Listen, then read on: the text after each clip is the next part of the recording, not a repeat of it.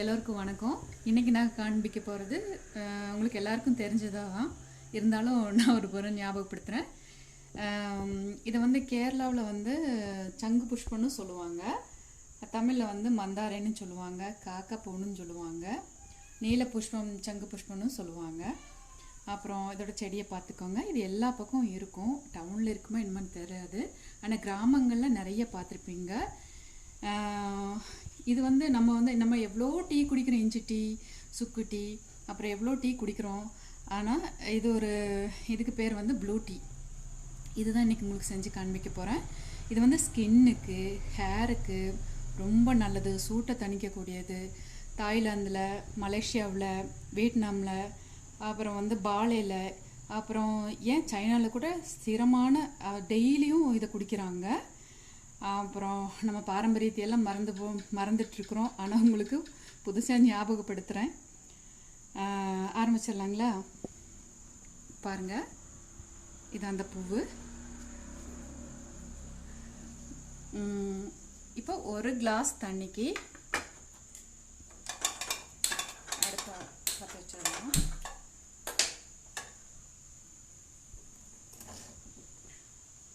ஒரு கிளாஸ் தண்ணிக்கு நம்ம ஒரு 6-7 பூ எடுக்கலாம். இந்த பச்சையத்தை எடுத்து கிள்ளி போட்டுடலாம். இதில் லெமன் சேர்த்த வேண்டாம். இதோட ஃபுல் ஃப்ளேவர் அப்படியே நமக்கு கிடைக்கணும்னா இது அப்படி நேச்சுரலாக நமக்கு இருக்கணும். இப்போது ஒரு 6-7 பூ போட்டுக்கிறேன்.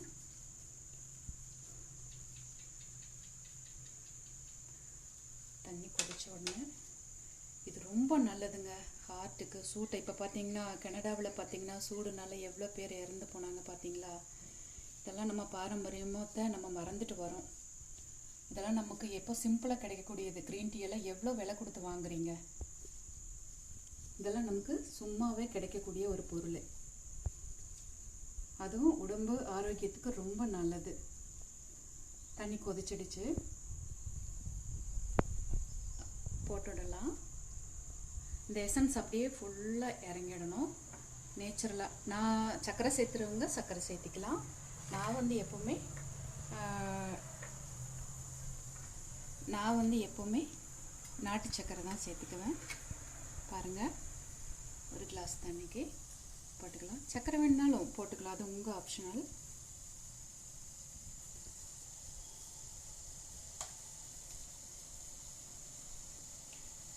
பாருங்கள், கலர் அப்படியே அந்த ப்ளூ கலர் அப்படியே இறங்குது பாருங்கள்.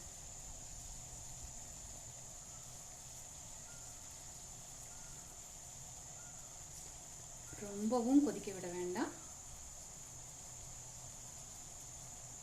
இது ஆறுற வரைக்கும் இந்த பூ வந்து டீலே இருந்துச்சுன்னு சொன்னால் அந்த எசன்ஸ் ஃபுல்லாக இறங்கி நல்ல கலரை கொடுக்கும். அப்போ பார்த்தாலே தெரியும். லெமன் ஆட் பண்ணுறவங்க வேணும்னா ஆட் பண்ணிக்கலாம். அது வந்து ஒரு பிங்க் நிறத்தில் லெமன் ஆட் பண்ணும்போது அது வரும், பர்பிள் கலரில் வரும். நான் இங்கே வந்து லெமன் யூஸ் பண்ணலை, சும்மா அப்படியே. ஓகேங்க, ரெடி ஆகிடுச்சு. சிம்பிள் வேலை தாங்க. இப்போது லெமன் டீ ரெடி ஆகிடுச்சு, அல்ல ப்ளூ டீ ரெடி ஆகிடுச்சு. பாருங்கள், நமக்கு நல்ல ஒரு ஆரோக்கியமான டீ கிடச்சிருச்சு. எல்லா பக்கம் இந்த பூ கிடைக்கக்கூடியது. கிடைச்சா விட்டுடாதீங்க. ரொம்ப ஆரோக்கியமானது.